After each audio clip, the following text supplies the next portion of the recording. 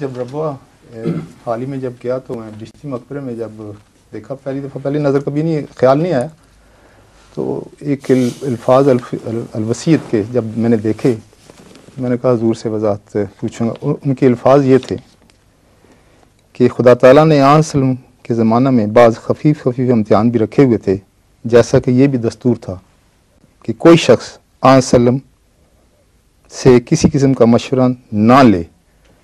آگے یہ جو ہے وہ اس کے لیے مجھے وضاحت چاہیے، جب تک پہلے نذرانہ داخل نہ کرے۔ تو یہ کہاں لکھا ہوا تھا؟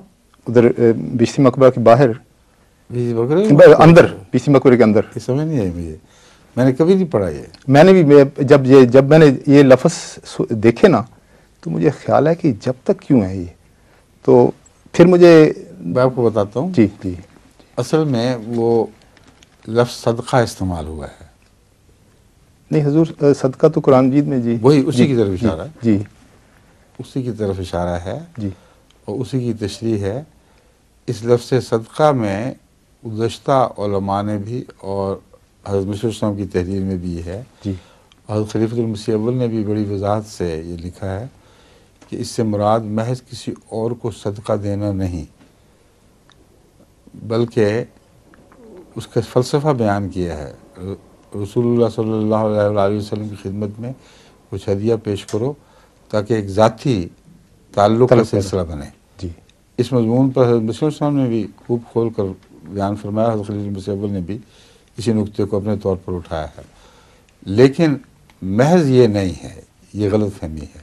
ٹھیک، یہ ایک پہلو ہے، جی اور اس پہلو کے نتیجے میں بعض دفعہ صحابہ کو کچھ کوئی پھول ہی کا تحفہ ہو، کوئی چیز ہو، مطلب ہے خالی ہاتھ نہیں جایا کرتے تھے، کچھ لے جایا کرتے تھے، جی اور اگر نہ ہو تو قطعاً اس سے ایک ذرے کا بھی فرق نہیں پڑتا تھا جہاں تک ان کی دیکھ بھال، ان کی خاطر مدارات اس کا تعلق ہے۔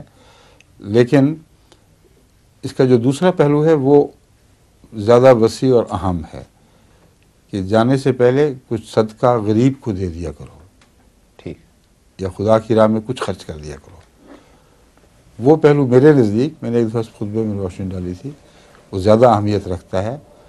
اس سے نفس کی پاکیزگی ہوتی ہے، اور حضرت صلی اللہ علیہ وسلم سے جو مشورہ لینے جاتے تھے لوگ، تو ایک مشورے کی قیمت ہوا کرتی ہے، جی مگر رسول اللہ علیہ وسلم کو تو قیمت کی ضرورت نہیں تھی، جی، اس لیے خدا کے حضور پیش کرو تو گویا تمہارے اندر یہ احساس پیدا ہوگا کہ میں قیمتی وقت لے رہا ہوں، اور اللہ تعالیٰ اسے قبول فرما کر تمہارے حق میں بہتری کے سامان کرے گا۔ یہ مضمون ہے سارا، سمجھیں؟ جی بالکل ٹھیک ہے۔ مجھے احساس ہی ہوا تھا کہ اگر غریب آدمی، میں سوال میں نے اس کا ایک حل بڑا آسان پیش کر دیا تھا جماعت کے سامنے اسی خطبے میں۔ اچھا ٹھیک، میں نے کہا آپ کے لیے ایک میں سب سے اچھا نذرانہ یہ تجویز کرتا ہوں کہ تبلیغ کیا کریں، اور مجھے یا وہ پھل تحفہ پیش کریں کہ ہم نے یہ احمدی بنایا ہے، ٹھیک ٹھیک یا کوششیں بتا دیا کریں، تو وہ میرے لیے نذرانہ ہے۔ ٹھیک ہے، اور صدقے کے مضمون میں ایک اعلیٰ و ارفع رنگ میں یہ چیز بھی داخل ہے، سمجھ گئے؟ جی اور یہ کہ غرباء ملتے تھے رسول اللہ صلی اللہ علیہ وسلم سے اور پیش کرتے تھے، یہ غلط ہے۔ ٹھیک، وجہ یہ ہے کہ اکثر غرباء کو تو حضرت صلی اللہ علیہ وسلم خود دیا کرتے تھے، تو حاجتوں والے لوگ ہیں وہ اس میں مضمون میں بیان ہی نہیں ہے۔ ٹھیک، یہ کسی اپنی غرض کے لیے وقت لینا اور مشورہ مانگنا یا کسی چیز کی کوئی مسئلہ بیان کرنا، یہ ان مواقع سے تعلق رکھنے والی چیز ہے، مگر سارے حاجت مند سب سائل حضور صلی اللہ علیہ وسلم کی خدمت میں کثرت سے حاضر ہوتے تھے، اور کبھی بھی ثابت نہیں کہ وہ تحفہ لے کے جاتے ہوں۔ ٹھیک ہے، ٹھیک ہے؟ جی جزاک اللہ۔